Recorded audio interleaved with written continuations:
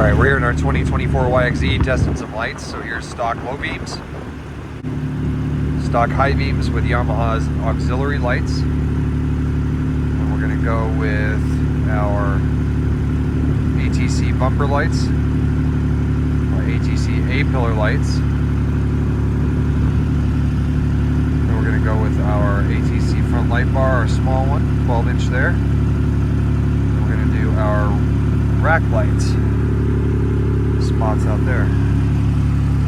So, tell the difference between stock, just a little bit of auxiliary lighting makes a huge difference.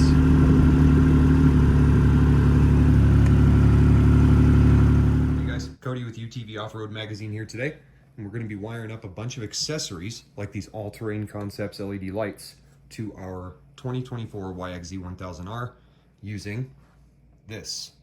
The SwitchWorks Alpha 12 digital controller. Let's see what's inside. So this is the SwitchWorks Alpha 12 controller.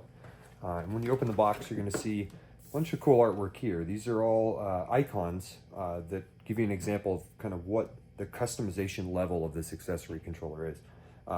The screen behind the buttons is color LCD. So behind each one of these buttons is a completely customizable option for menu controls, for icons, all sorts of things. So when we first open this up, we see the controller head itself, some QR codes to scan for instructions, and the brain. So the brain here is going to be mounted underneath the body, and then we'll have some accessory pigtail controls that come out of that. Now the first thing we have to do is figure out where we're going to mount our brain. So this thing's not that large, and we have some nice space right on the inside of the firewall right here. That would make it easy to access, and it would also give us direct reach here to the service port without kind of blocking anything. So in order to keep it nice and tidy, what I think I'm going to do is actually rivet this with some 3M adhesive backing tape when it goes into its final position, rather than using bolts, just so we don't have any bolt heads sticking out. Or I might just run the bolts from the inside out. Haven't decided yet. Now, the next thing we're going to need to do is run all of our power leads from all of our accessories. So our lower bumper lights here, our shock tower light, our whips, our rugged radio system, our rugged pumper system, all of that's got to be run centrally to the tunnel, and we have to run power from the brain back to the battery. Some of your accessory wiring will need to be extended if it's not long enough. So what we'll do is we'll strip these and we'll solder new wires onto them. The right thing to do would be to pin them into a new connector here. But since this is a sealed connector, we can't reuse it and we don't have any on hand, we're going to do it the next best way.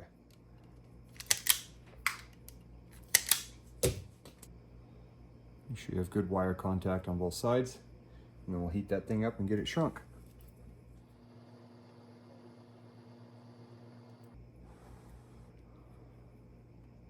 Nice. Also, what you're going to want to do is when you're wiring your accessories and laying the wires in, you're going to want to write what the accessory is,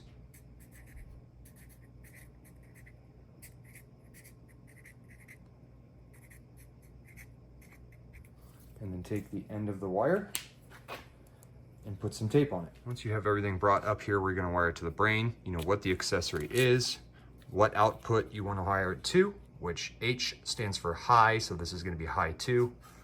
L stands for low, this is going to be low 1.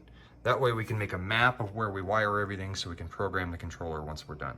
When you have all your wires brought to the front, spend some time mapping out where you're going to put everything. You may have an initial idea when you're putting it together which inputs you're going to put it down to, but you might change your mind. We did a couple times, as you can see, layers of tape here. But once you get it all mapped out, basically you're going to be all of your low amperage inputs or your low draw accessories are going to be on the low side, and all of your higher draw are going to be over here. Now you can use a higher draw for a lower amp accessory if you need to, like we did with the intercom here, but you have 12 pinouts that you can do individually. So we chose, instead of grouping the lights, we're doing each light individually wired so we can control each light individually. So if we're on the trail side and we want to turn on the driver's side upper pod, we can turn that on by just hitting this one right here, L1. So I'll show you more about that when we get into the control. We have our wiring laid out, and we have mounted our brain up on the firewall here. We used rivets to keep this secure. It's also got some 3M tape on the back of here as well. So now we're going to start wiring everything into the pigtails, get it all plugged in. Once you have all your wiring laid out, you can begin to get your connectors put onto all the accessory wires. Once the connectors are in, just start pinning them in right here to the outputs.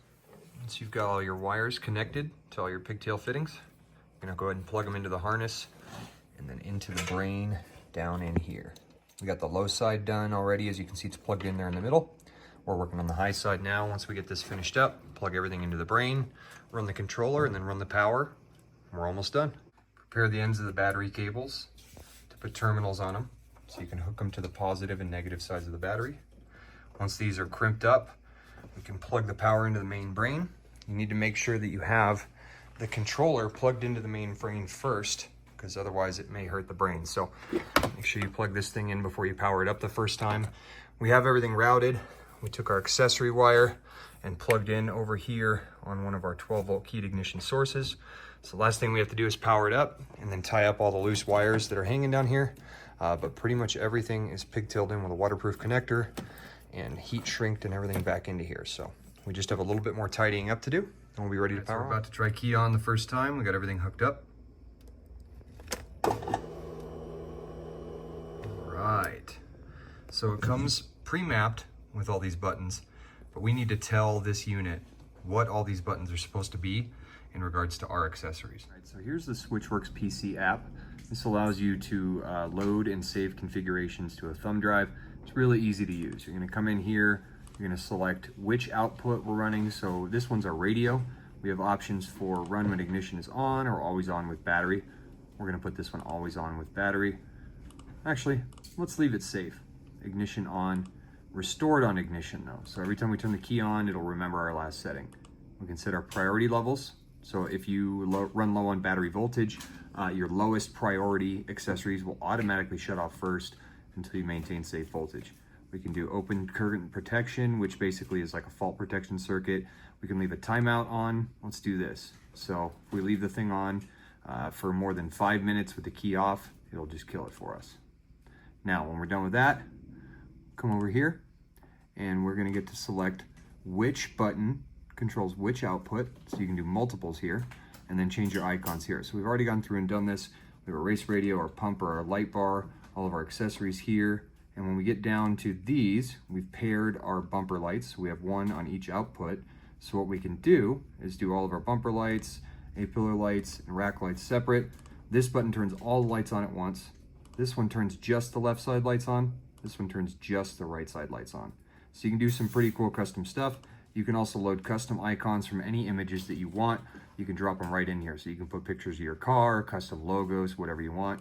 And when you're done, you come over here and we're gonna save it and then we'll load it to the flash drive and pop it right into the unit and flash it. So as you can see, there's a little USB port down in here on the brain. We're gonna take our flash drive that we just put our tune file on and plug this thing right in here. Now when we turn our key on, we should see this thing start to accept the flash. And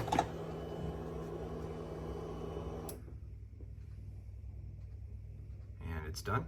So we're gonna turn the key off, let it sit for a second, and then unplug the USB and power it back on. Power cycle back on. And we have all of our custom icons. Race radio works.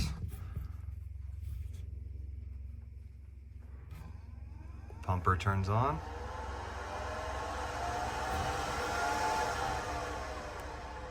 Lights work. Everything's coming on.